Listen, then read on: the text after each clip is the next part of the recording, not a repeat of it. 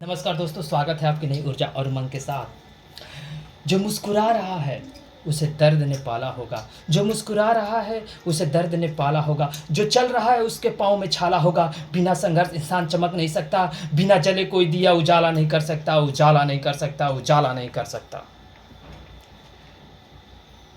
दोस्तों ज़रा आलमे सब्र रखिएगा, इस वीडियो का सर्वोच्च सारांश अंत में है।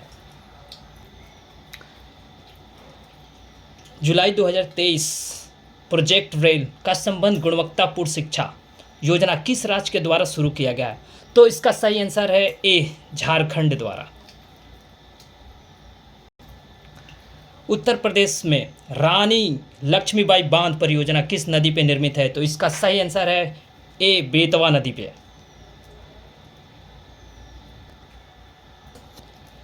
भारतीय राष्ट्र कांग्रेस ने अपने किस अधिवेशन में भारत सरकार अधिनियम 1935 को अस्वीकार किया था?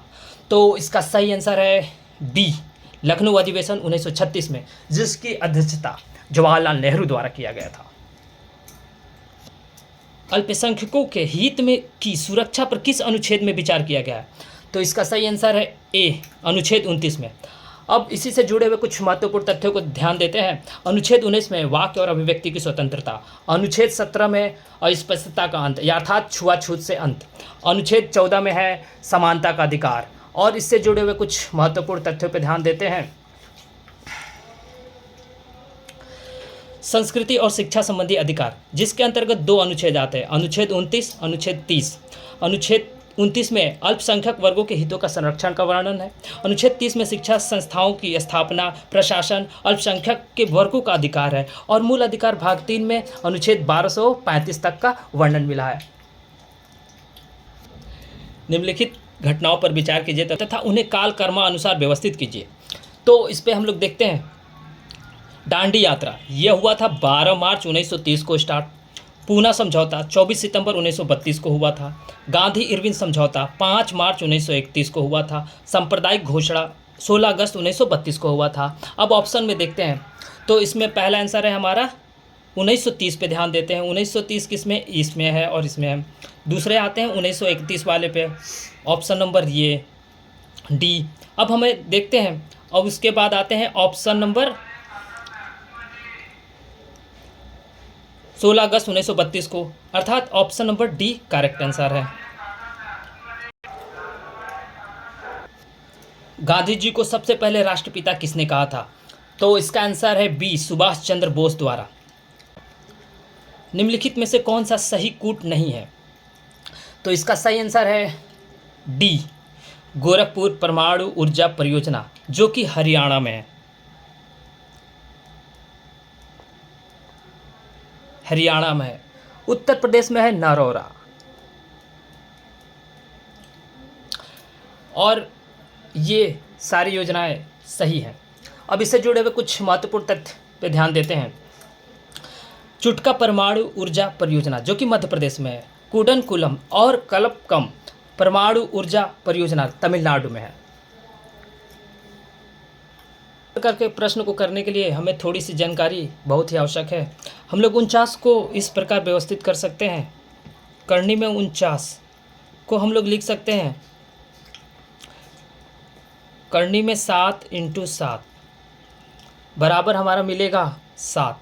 ठीक उसी प्रकार 49 को हम लोग लिख सकते हैं 7, और 29 और 7 को जोड़ेंगे तो हमारा होगा 36, जो कि 6 का स्क्वायर है। 6 और 19 को जोड़ेंगे तो 25 होगा, जो कि 5 का स्क्वायर है। 5 और 11 को जोड़ेंगे तो 16 होगा, जो कि 4 का स्क्वायर है। 4 और 9 को जोड़ेंगे 4 और 5 को जोड़ेंगे तो हमारा होगा 9, जो कि 3 का स्क्वायर है। ऑप्शन नंबर ए सही। कोणार्क सूर्य मंदिर कहाँ स्थित है? तो इसका आंसर है पूरी उड़ीसा, और इसकी स्थापना राजा नरसिंह देव प्रथम द्वारा 13वीं शताब्दी में किया गया था। नालंदा विश्वविद्यालय को किसने नष्ट करवाया था? तो इसका आंसर है ए, बख्तियार खिलजी, और इसकी स्थापना कुमार गुप्त प्रथम द्वारा किया गया था।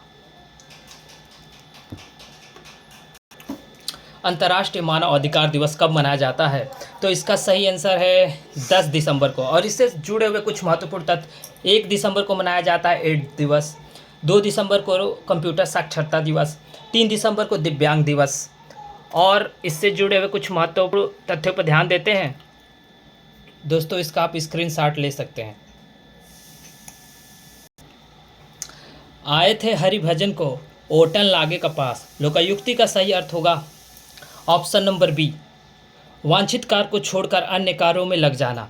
अब दोस्तों आते हैं इससे जुड़े हुए कुछ महत्वपूर्ण तथ्य। दोस्तों आप लोग इसका स्क्रीनशॉट ले सकते हैं और काफ़ी अनुभव और परिश्रम से बनाया गया है, जो कि परीक्षा में आने की प्रबल संभावना है। भारतीय राष्ट्रीय कांग्रेस ने अपने किस अधिवेशन में भारत सरकार अधिनियम 1935 को अस्वीकार किया था? तो इसका सही आंसर है हमारा ऑप्शन नंबर बी, लखनऊ अधिवेशन 1936 में, जिसकी अध्यक्षता जवाहरलाल नेहरू द्वारा किया गया था।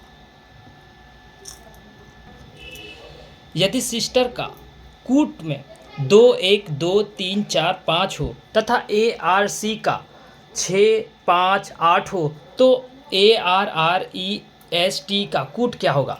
तो इसको करने के लिए हमें थोड़ी सी महत्वपूर्ण जानकारी जरूरी है। अब देखिए, एस को हमारा लिखा जा रहा है 2, आई को लिखा जा रहा है 1, एस को लिखा जा रहा है 2, टी को लिखा जा रहा है 3, ई को लिखा जा रहा है 4 और आर को लिखा जा रहा है 5। इसी प्रकार ए को लिखा जा रहा है 6, आर का लिखा जा रहा है 5 और सी को लिखा जा रहा है 8।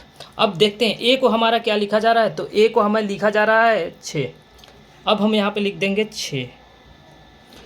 आर को क्या लिखा जा रहा है 5, तो हमारा हो जाएगा 5, 5। ई को क्या लिखा जा रहा है 4, तो हो जाएगा 4। एस को क्या लिखा जा रहा है 2, तो हो जाएगा 2। टी का क्या लिखा जा रहा है 3, तो हो जाएगा 3। अब हम इसमें आंसर मैच करेंगे 65, 54, 23। अब देखिए 65, 54, 23, option number C correct answer. जुलाई 2023 को 23वां शंघाई सहयोग संगठन SCO शिखर सम्मेलन की अध्यक्षता, जो कि वर्चुअल माध्यम से, किस देश ने की थी? तो इसका सही आंसर है ए, भारत के द्वारा किया गया था। अब इससे जुड़े हुए कुछ महत्वपूर्ण तथ्यों पर ध्यान देते हैं। SCO 2023 का थीम था टुवर्ड सिक्योर SCO। नया सदस्य देश ईरान था, अतिथि देश तुर्कमेनिस्तान था और अगला 24वां SCO का आयोजन आस्ताना काजाकिस्तान में आयोजन होगा। दोस्तों यह प्रश्न मैंने पिछले वीडियो में किया था, जिसका सही आंसर है अंबिका चरण मजूमदार। दोस्तों यह प्रश्न आपके लिए है और इसका कमेंट सेक्शन में आप इसका ऑप्शन करिए। जाते जाते कुछ कड़ी आपके लिए पेश किया है। रख हौसला वो मंजर भी आएगा, रख हौसला वो मंजर भी आएगा, प्यासे के पास चलकर समंदर भी आएगा, थक कर ना बैठा है मंजिल के मुसाफिर, मंजिल मिलेगी, मिलने का भी मज़ा आएगा, मिलने का भी मज़ा आएगा। समय देने के लिए धन्यवाद दोस्तों। आप लोगों को यह वीडियो अच्छा और उपयोगी लगा हो तो प्लीज़ लाइक एंड सब्सक्राइब करें और हमें सपोर्ट करें ताकि हम अगला वीडियो बना सकें। जय हिंद, जय भारत, वंदे मातरम। धन्यवाद, शुभ रात्रि।